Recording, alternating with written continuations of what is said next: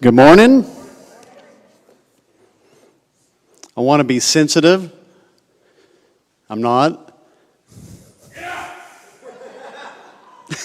Sorry. So I don't know where you stand, and regardless of what happened last week, I would stand here and say, now we have to keep praying for our nation and for our president.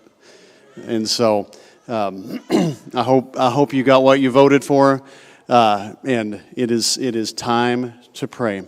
It looks like, whenever I'm looking at a map, that things are not what I had thought. Looks like there's a lot more red all over this nation. In fact, California is looking really red right now, and that tells me that there's a lot more unity than I thought. So continue to pray for our nation, continue to pray for our president, and that we would just become the nation that he's called us to be. I want to turn in your Bibles, I want you to turn in your Bibles to Revelation chapter 12.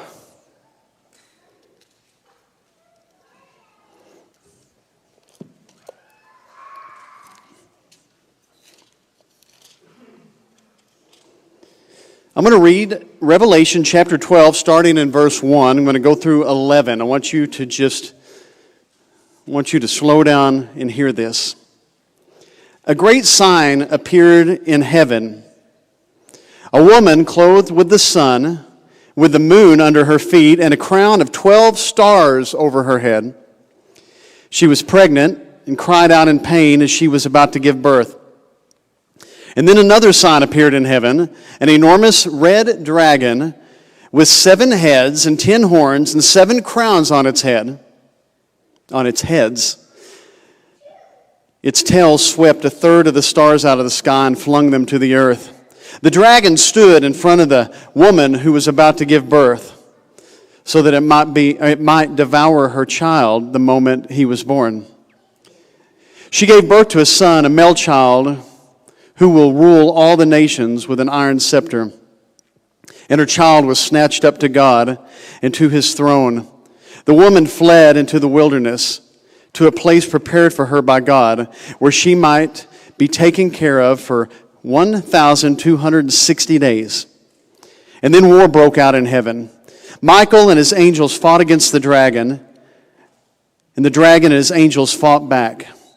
But he was not strong enough, and they lost their place in heaven. The great dragon was hurled down, that ancient serpent called the devil, or Satan, who leads the whole world astray. He was hurled to the earth, and his angels with him. Then I heard a loud voice in heaven say, "Now have come the salvation and the power and the kingdom of our God, and the authority of his Messiah. For the accuser of our brothers and sisters, who accuses them before our God day and night, has been hurled down. They triumphed over him by the blood of the Lamb and the word of their testimony." Now, I don't have time to talk about what happened in verses 1 through 10. That's a class. That class takes a year. There's lots of opinions on what all happened there, but like the synopsis is this. This is in Revelation, which is really looking at the future, but in this moment it's looking at the past. When Satan and a third of his angels, Satan and those angels got hurled down, this is when that happened. And when it happened, Satan got cast down here to earth, and he dominates, he rules, he's messing with me, he's messing with you every day of our lives. There's always a strategy to try to take us out, okay? And the only thing that matters today in this verse for today's message is this one. They triumphed over him, or they overcame in another version, by the blood of the Lamb and the word of their testimony. So no matter how you cut this, no matter how you see this dragon and all these heads and all this stuff, all the symbolism that happens here, all the things that are going on, the answer remains. No matter how you see it, the answer is the same. You and I overcome by the blood of the Lamb and the word of our testimony. It's that simple. It's not easy, but it's simple. That's going to be my new phrase for a little while. It's not easy, but it's simple. I want to talk to you today about overcoming. And this is not about salvation. This is for a saved people. I want you to know that there's many happenings, many spiritual developments that happen in your life. Many things, many levels, many open doors, many next things that happen for you. And every time you step into a new thing that God has provided for you, it's an overcoming. It is you overcoming what Satan has plotted against you to keep from happening. I think it's easy for us to get into a routine of seeing Christianity of, okay, I need to get saved, I got saved, now I just got to live this life out until one day I can live in victory. No, you can live in victory this afternoon. You can overcome today. But it takes two things. It's the blood of the Lamb, which that is what we got under when we got saved. When we ask Jesus to be Lord, we say, cover us with your blood. But we need one more thing to overcome, and that is the word of our testimony. I am preparing for a meeting on Tuesday. I get to go speak to Region 16 in Amarillo. It's been kind of a journey. It's taken months and months and months for me to get this opportunity. I get to go talk to a bunch of superintendents and school board members. I'm doing a school board training, and I'm the inspirational speaker. And as I've been getting ready for this, I've just kind of been gurgling up. I'm like, here's a group of people that have never met me, and I got to paint the picture at the beginning so they understand who they're hearing from. Because it matters who you're hearing from. And so as I've been getting ready for that, Region 16 is the group that oversees all the schools in the Texas Panhandle, of which I grew up in Borger. And so I'm a Region 16 kid. And as I've been getting ready for that, I keep thinking, okay, this is borderline like my testimony. This, what happened to me growing up is my testimony. And it has just occurred to me all week long that that's how I overcame. ... Last 14 years, I do a really good job of just kind of, I'll spurt out little stories here and there. I have not ever slowed down and just shared my testimony. And so this morning, I want to share with you my testimony from birth until now. 48 years of testimony. Testimony is not just when you get saved, it's just the moments where you overcome. And so I want to share that with you. It's a little off of what I normally do, but I think it's important for two reasons. Number one, I think some of you may be able to hear my testimony this morning, mix it with the blood of Christ that's in your life, and go overcome something today. I'll probably cry a little bit today.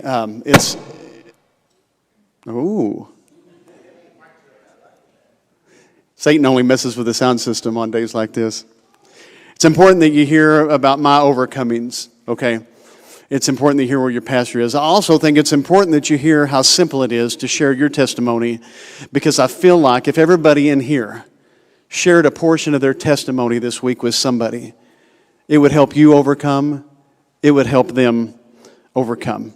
In 1975, my mother, who was a salutatorian of Phillips, Texas, very small. In fact, Phillips, the town doesn't even exist anymore. It's right outside of Borger after the explosion in is either 80 or 81. I'm too young to remember the date. I do remember wetting the bed that night. I heard the explosion, and it was awful. But the town no longer exists. She was a salutatorian of her class. I guess it would be 1975. She is the third of three children, and they lived in an extremely dysfunctional family. Much like me, much like some of you, but it was extremely dysfunctional. Salutatorian, she had gotten a full ride scholarship to go to Frank Phillips College, and she met my dad and decided to, I don't know what they decided. She got pregnant, it was me. They broke up. She didn't want to get married. She didn't love him. And then in November that year, after she decided not to abort me, she called him and said, okay, let's get married. And so in November of 75, they got married. I was born in May of 76. She was 18. Maybe she had just turned 19. I was too young to remember all their birthdays and ages. She was very young. My dad was very young. They did not love each other. It was a mess from the get-go. They didn't go to church. They claimed to be believers, but basically because they were raised by believers. My grandparents on her side were Methodist. My grandparents on my dad's side were Church of Christ. And as soon as my mom got pregnant, my granddad, her dad, actually, who lived in Phillips at the time, he moved to Laverne, Oklahoma, because he wasn't going to be around and help her out during a time like that. He didn't come back until 1986. And so it was my grandma and grandpa Stegall, and mostly Grandma Stegall, that helped raise me, was there for me, took me to work, took me to church. I cut my teeth on a pew, because my grandma had me in church before I could talk, before I could understand. She would pick me up on Wednesday nights, take me to class. When I got in kindergarten, she became the kindergarten teacher. Whenever I got in first grade, she became the first grade teacher. And when I look back, my spiritual heritage is directly connected to Grandma Stegall. She had so much input in my life. I lived in Borger over on Elmore Street. Most of you are not familiar with Borger. Do you know where Elmore Street is? Okay, there's one. One person. Anybody else know where Elmore is? Two. Gotcha.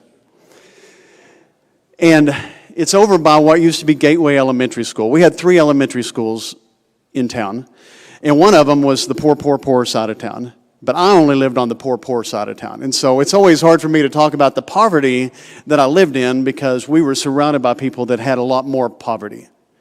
I was just slightly in poverty. In fact, just little enough poverty that I didn't even know I was in poverty until I grew up. Basically, we got X number of dollars in September for school clothes, and even if you outgrew the shoes, you had to wear those shoes all the way through the school year. There were a couple of days when back in the day you had to take a quarter to school, when they had a special speaker coming in, and they had a little piece of paper that was cut out off the duplicator. It said you had to tape the quarter on there, and if you didn't bring the quarter, you didn't get to go to the whoever came to talk about whatever they were coming to talk about. And there were some days I missed that because I just didn't have the quarter. Smelled like an ashtray, and it was not a miserable life. I really enjoyed my childhood. I had no idea what we were missing. Had no idea what else was out there, really, until I get in grade school. Once I'm in grade school, I go to Gateway, and there was Fairlanes is outside of town, and that was kind of the upper middle class, the new, maybe yuppies they would have been called back then. It was the families who were working at the plant, had degrees, and there wasn't a school for those kids, and so they bused them to my school. So 50% of my school came from children or families with means, and 50% of my school did not have children with means, okay? Only, again, as a kid, you don't really understand that until you look back and go, this is interesting. Those kids don't walk to school. They don't ride their bicycles with flat tires to school. They don't have, my mom would drop, when she did take us, if she got out of bed to take us, she would drop us off about 3 blocks away because she didn't want anybody to see her in her robe with no makeup on. Roger, I can tell you've done that. And so, really a unique situation that God began to show me what life looked like outside of what the way my families did it. And I began to have friends that lived out there. I just, for some reason, all my sleepovers and spend the nights were all out in Fairlanes. And I began to develop these relationships with kids who had families of means. When I look back, I realize God is doing all this. God's orchestrating all this. And I move forward. I got to jump to 5th grade before I go back to 3rd grade. But in the 5th grade, Mrs. Marshall was our teacher. And she was tough. One of the things I'm going to tell Region 16 whenever I get there on Tuesday, I'm going to explain to them that the only way to help poverty kids is to not give them a pass on anything. I promise you, if you had given me a pass, I'd be a complete failure in my life. There were no open doors that you didn't shove open. Nothing. You got no, if you were late with the paper, you were late with the paper. She seemed to be heartless. But the truth is, she's part of the reason that I succeeded. Now, in 5th grade, they had a class, in 3rd, 4th, and 5th, they had a class called GATES. It was GT, Gifted and Talented. And I was not in that class. And everybody that was in that class was from Fairlanes. Nobody from our neighborhood was in that class. You had to be nominated by teachers, and apparently they had a smell test. Anyway, never was invited to GT. I had straight A's. I was very performance driven. I wanted to be a pleaser. And I never got asked to be in GT, and it frustrated me a little bit. But the biggest problem was this. They had a team called OM, Odyssey of the Mind, and it was this team you got on for 7 months, and you competed in the region and then state, and then if you were good enough, you went to world. And it was a team where you built these little vehicles or mousetrap games. It was all hands-on stuff that I was really interested in. And I wanted to be on that team. Problem was, if you weren't in the GT program, you couldn't be on that team. But Mrs. Marshall saw a problem. She wanted a little bit of inclusion. These are words we didn't have back then. And she had a tryout for a mousetrap competition. It had to be a series of mousetraps where you rolled in a ball, it knocked one mousetrap, it had to do all these things. And so 10 years old in the 5th grade, I built this thing. And here was her deal. Whichever one kid won the whole thing got to be on an OM team. It was not everybody who competed. It was not everybody it was just one person. I got a picture of me, and it's me in a pair of Wranglers with the knees busted out in them, and a denim shirt, and I even was wearing a bandana. I didn't wear suspenders like you, but it was a red bandana I wore to school that day because I was so cool. Anyway, I won, and my life changed that day. My life changed because an opportunity happened. I overcame something, and a whole new world opened up to me. Now, we got to go back to 3rd grade real quick. The reason this is out of order, I didn't find out until I was 16 that Uncle Kent committed suicide. I didn't know that. And I don't know what you're supposed to tell your 8-year-old. I was 8. I've always resented the fact that they didn't tell me, but honestly, I don't know what I would tell you to tell your 8-year-old. I really, at 8, could have comprehended and handled that. And what bugged me is that they lied to me about it for all those years. But I go back to that moment because that was a pivotal moment in my home. Knowing now that my mom's brother committed suicide when she would have been 27 years old had to have been life-changing for her. There's no doubt that put her on a tangent. I don't even remember a good day with my mom. Not one good day. Not one good hug, not one good moment, I don't remember one. There has to have been one. But by the time I'm picking up memories, I'm 7, and that happens, and then it's all over past that. And so here you got this stinky little boy with, I was pigeon-toed. My dad, in fact, that is one of the things my dad worked with me on. It wasn't on how to throw a football, but he got me out on the sidewalk. It was embarrassing to him how I walked, and so he would make me walk straight. Because those are the things I was taught in my home. Quit smacking because that irritates me. Quit snorting because that irritates me. Quit picking your nose because that irritates me. Quit walking like that because that irritates me. Well, I grew up in a home where we learned how to do stuff as not to irritate those people. I think it's good not to pick your nose. I just think maybe you should do that for your sake. You'll get more jobs if you quit picking your nose.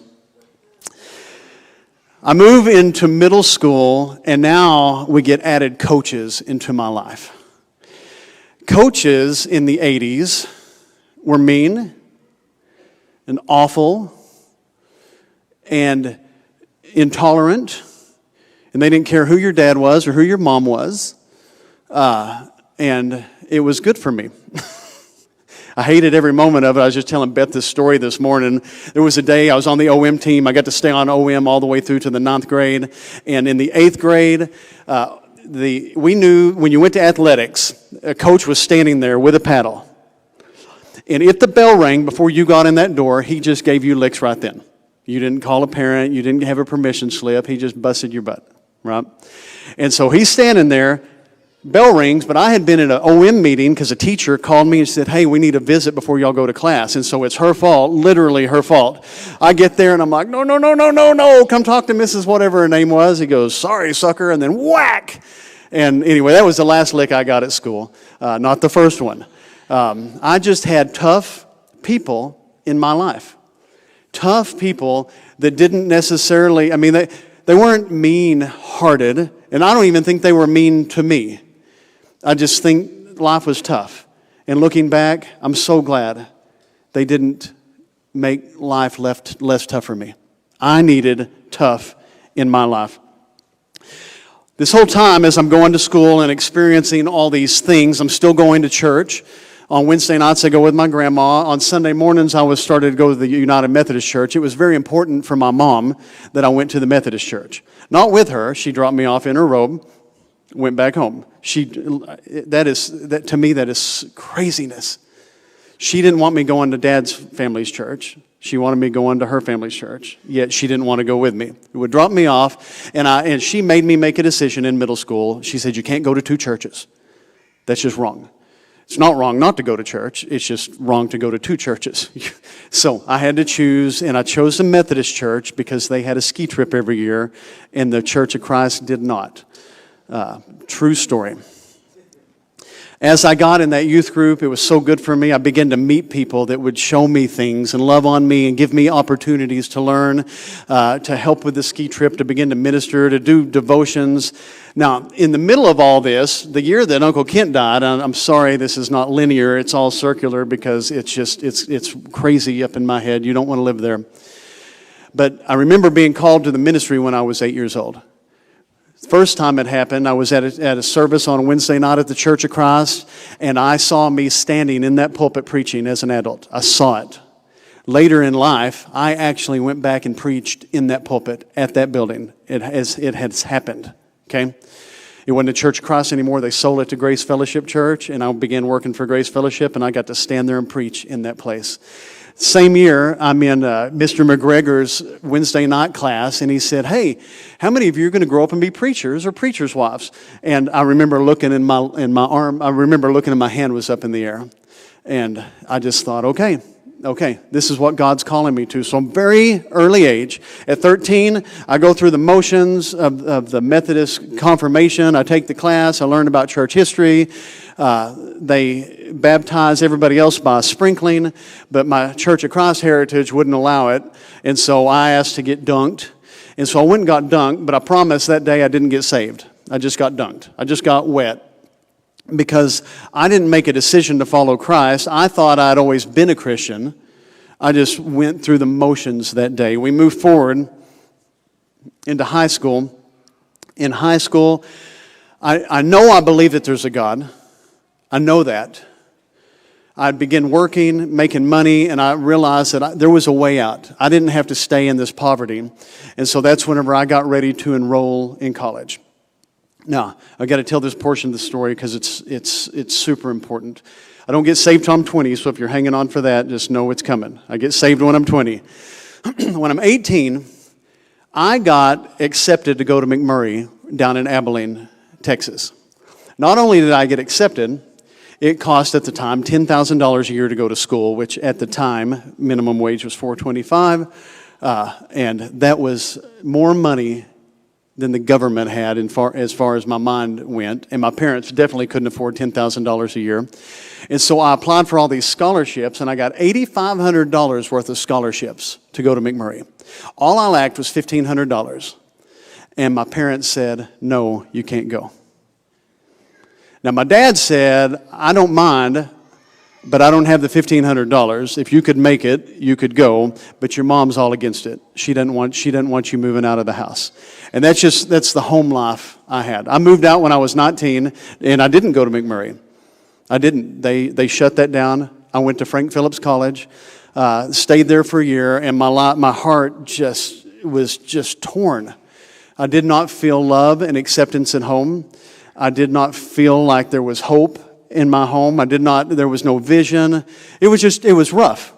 Now, sometimes I got to isolate some of these things and talk about them because I'm afraid if you've only known me the last 14 years, you think something different about me. You wouldn't think about a kid that couldn't speak in front of people, that stuttered, that struggles with dyslexia, that I don't struggle very much because I just don't read. I mean that. I listen to stuff on tape because I can hear it and keep it. If I'm looking at it, it's all over the place. I write numbers backwards. I write letters backwards. I'm 48. I have a master's degree, and I couldn't remember if a 9 went one way or the other. If you ever see me doing stuff in the air, it's because I can't remember which way the 9 goes, okay? It's real, whatever. Again, we didn't get a pass for that when I was going to school. You just had to overcome or die or something. I don't know.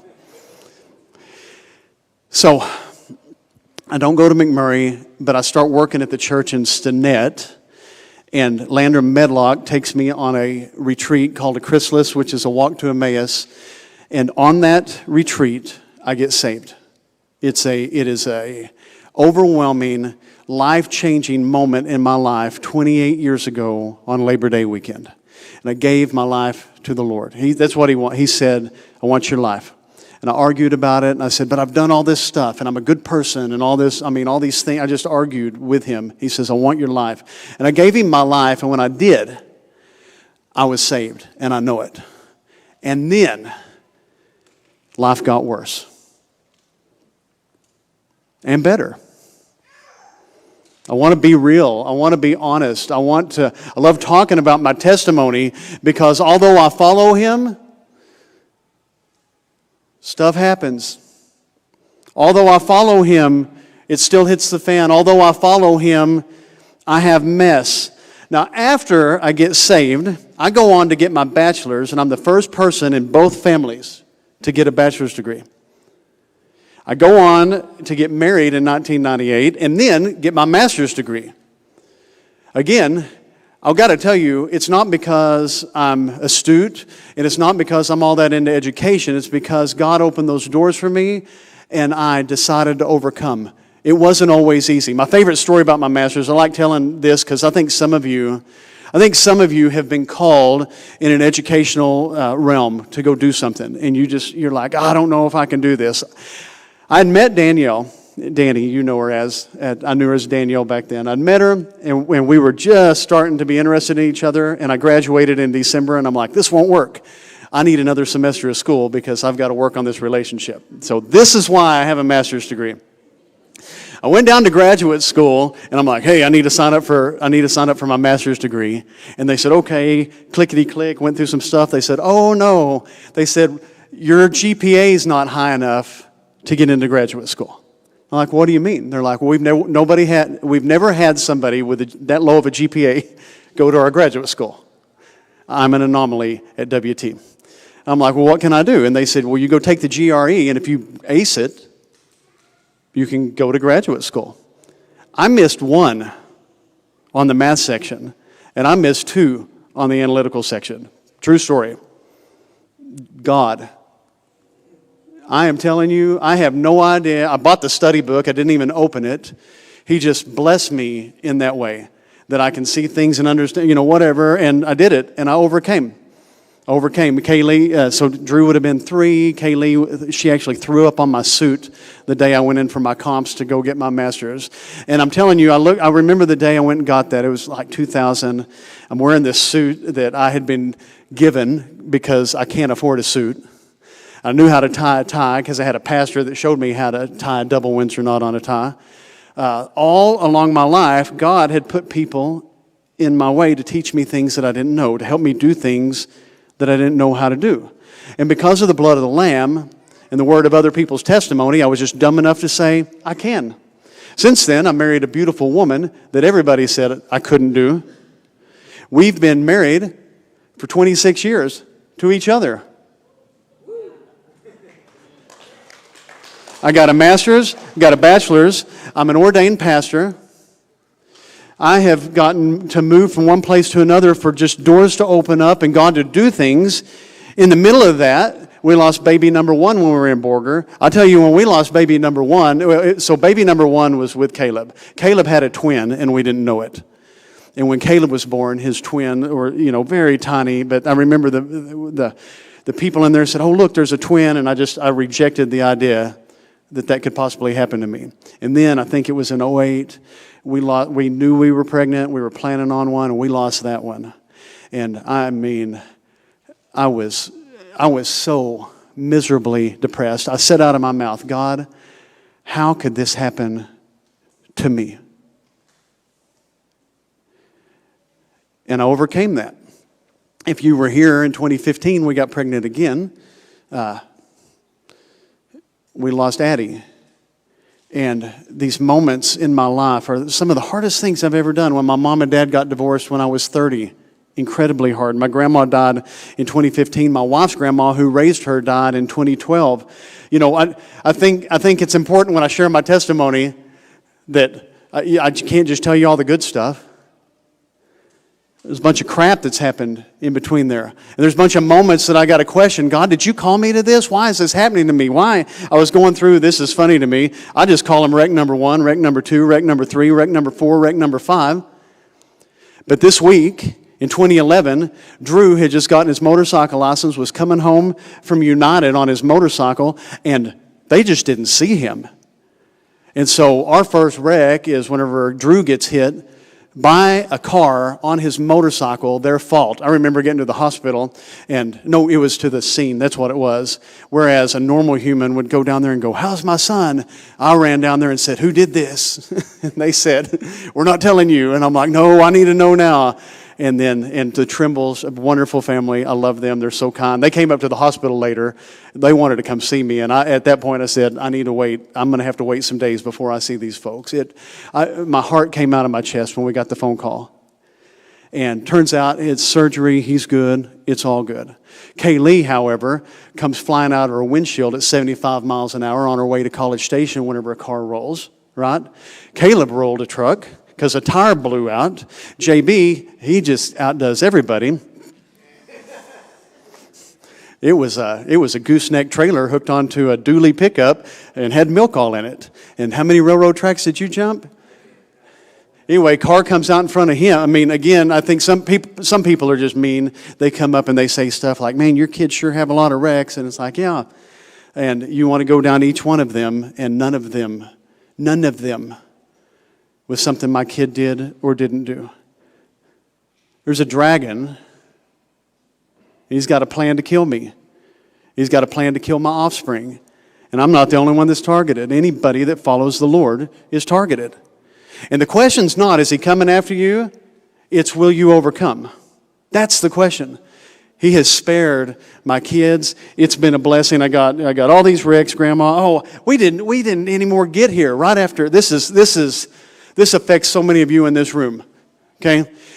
Whatever year it was, I guess 2011, whenever Drew had that wreck, because it popped up on Facebook. So all those years ago, he had that wreck.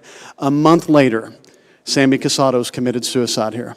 He was the elder that was the pastor here before me. He had been here for 2 years. And let me tell you, when you come to a new church and you replace the pastor and he keeps coming and then he commits suicide. In fact, he was in my office days before he did that. I'm telling you, you can't even put words on what that does inside of you. And what I know is that all of you have stories just like this.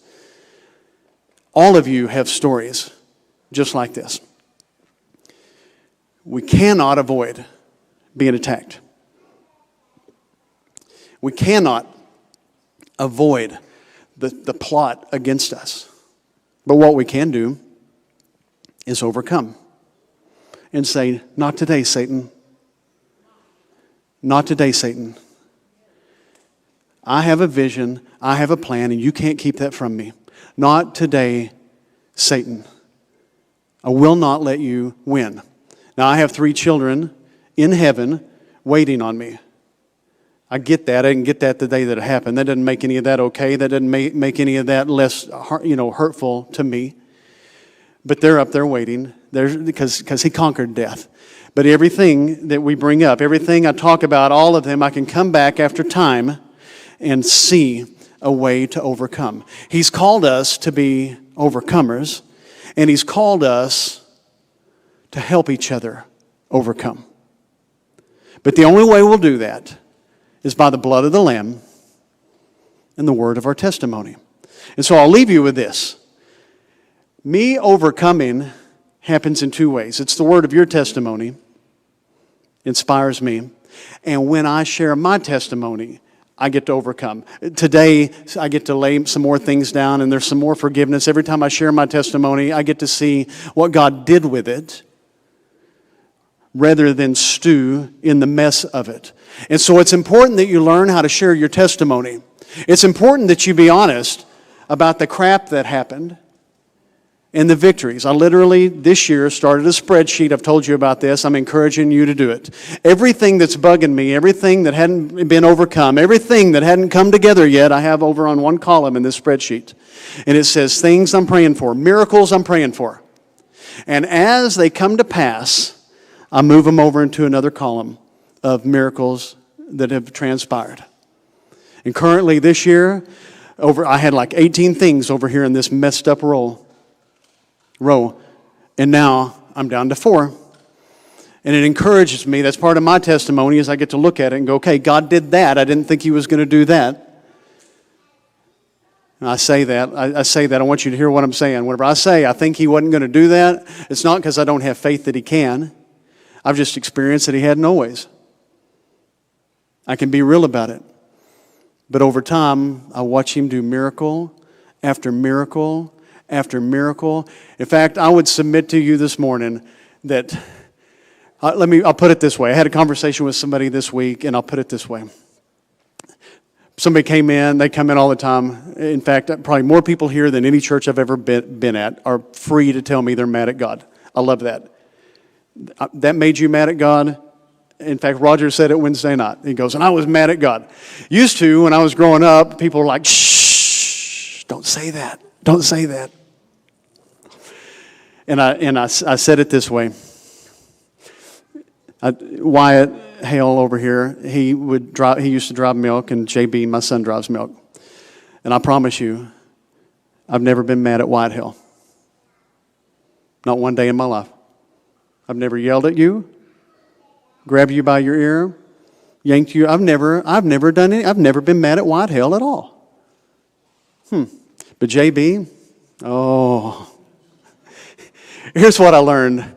And I love you, Wyatt, but I just don't love you like I love my kids. We only really get mad at people that we love so deeply. When you tell me you're mad at God, it's just because I know that you love Him and you feel comfortable saying it. Let me tell you what. Stuff happens. Learn how to say it. You cannot say your testimony. You cannot share your testimony if you can't say the bad. If you can't get the bad out of your mouth, then it nullifies all the good. My testimony is this. It was bad, and now it's good. My testimony is this. It was a struggle, and I overcame. My testimony is this. I've been hurt, and He healed the brokenhearted. The testimony is not that I've done it all right and that it's all been good for me. That's not a testimony at all. I know some of you are going through some times, and if you're not, there's some times coming.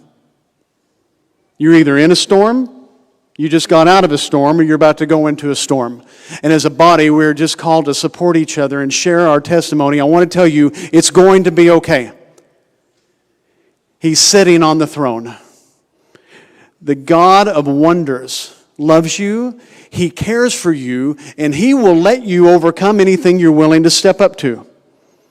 I want you to stopping when they tell you your GPA is not high enough. When they tell you it can't be done, stop quitting. When they tell you it'll never happen, stop avoiding. If He's put it in your heart, go do it. Whatever it is, whether it's school, whether it's a new job, whether it's a relationship you have. I think many of you are sitting here, you have broken relationships with people. And you're like, well, I'd like to go apologize, but they'll never hear it. Yeah. It's not about them. If God's called you to do it, you go do it, regardless of the outcome. It's not easy, but it's simple. Can you imagine going to a church where everybody you sit next to was an overcomer? Father, I ask in Jesus' holy name that you put it in us to see what you've called for us. Lord, teach us to be overcomers. And more than everything, Lord, teach us to just share our testimony. Even if it's an unfinished testimony. Because, Lord, I look around and I see a group of people that you're blessing and that you want to bless. Open the floodgates of heaven. open doors. Let us be a church of overcomers. In Jesus' name I pray. Amen.